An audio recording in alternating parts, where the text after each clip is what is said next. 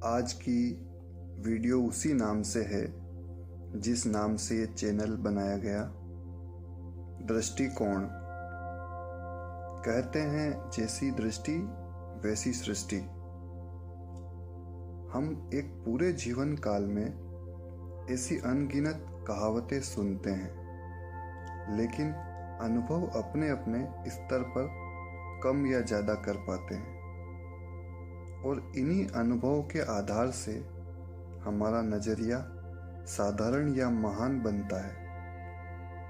वर्तमान समय यही नज़रिया संकीर्ण होने की वजह से सोचने और समझने की शक्ति विशाल होते हुए भी तनाव ही बढ़ा रही है। इसी नज़रिए से कई बार प्रयास करने पर भी सफलता नहीं मिल पाती और इसी नज़रिए से सब कुछ होते हुए भी अकेलापन महसूस होता है। इसलिए कहावत है, जैसी दृष्टि वैसी सृष्टि, या यूं कहें कि जैसा नज़रिया वैसा नज़ारा।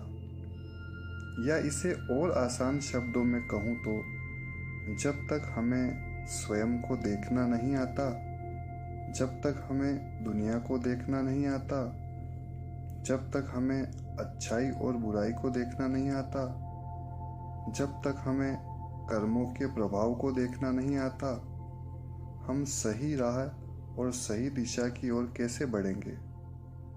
निश्चित ही भटकते रहेंगे या ठोकरें खाते रहेंगे या खुद को कमजोर महसूस करेंगे। अब हम बात कर रहे हैं नजरिए की, दृष्टिकोण की। तो जैसे शरीर की आंखें हर वस्तु, व्यक्ति, स्थान को साफ देख पाती है, तब कार्य करना आसान हो जाता है।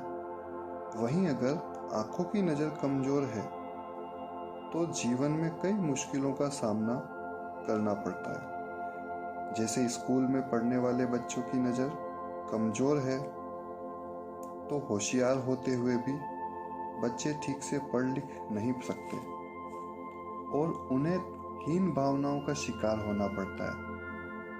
उनके आत्मबल में कमी आ जाती है। ऐसे ही राह में चलते व्यक्ति की नज़र कमजोर है तो वह साफ नहीं देख पाने के कारण सिर्फ कमजोर नज़र और अनुमान लगाकर सफ़र करता है।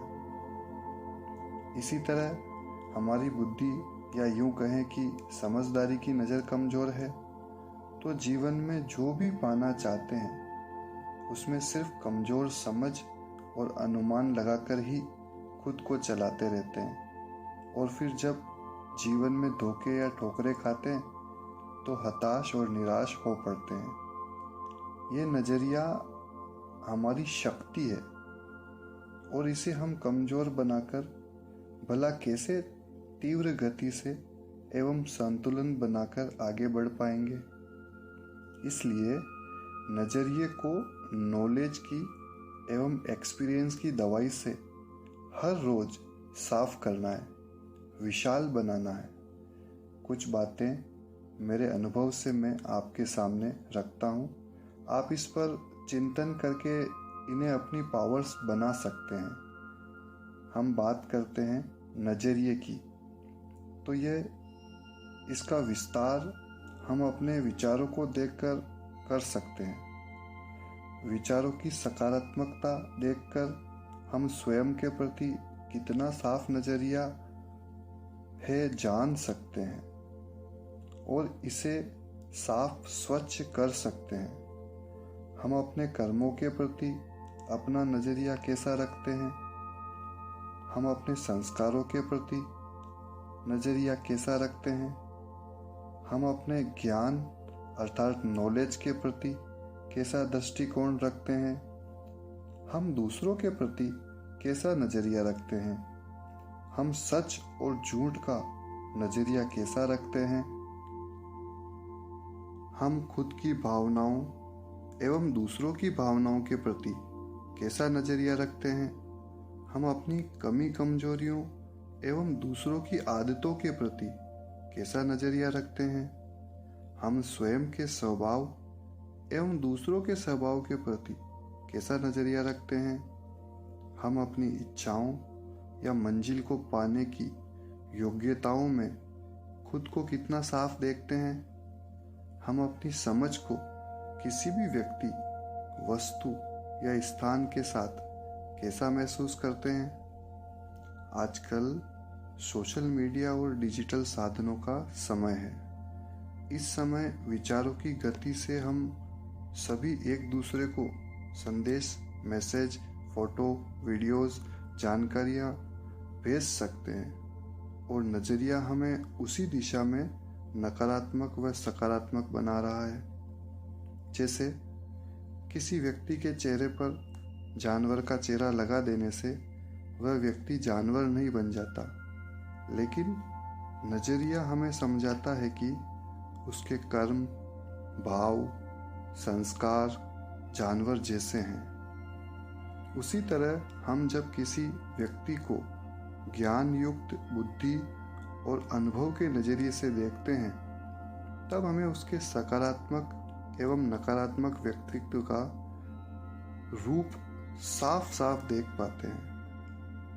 मनुष्य शरीर तो पाप आत्माओं का हो या पुण्य आत्माओं का, एक जैसा ही नजर आता है, लेकिन जो ज्ञान का दृष्टिकोण है वह हमें साफ दिखाता है। हम भारतवासी हमेशा से सनातन ज्ञान और समझ से जीवन के नजरिए को ऊंचाई पर रखते आए हैं। हमारा ये सौभाग्य है कि हम भारतवासी हैं। हमारे भीतर मनुष्यता को देवत्व तक ले जाने का ज्ञान है और हमारे पूर्वजों ने इस धरोहर को आज भी इस धरती पर, भारत भूमि पर जीवित रखा है। हमें तो ऐसे ऊंचे दृष्टिकोण विरासत में मिले हैं, तो भला क्यों हम खुद के नजरिए को सीमित करें? हमने तो परमात्मा और देवताओं के साथ प्रकृति के तत्वों को भी आदर और सम्मान दिया है। यही तो हमारी ऊंचाई थी।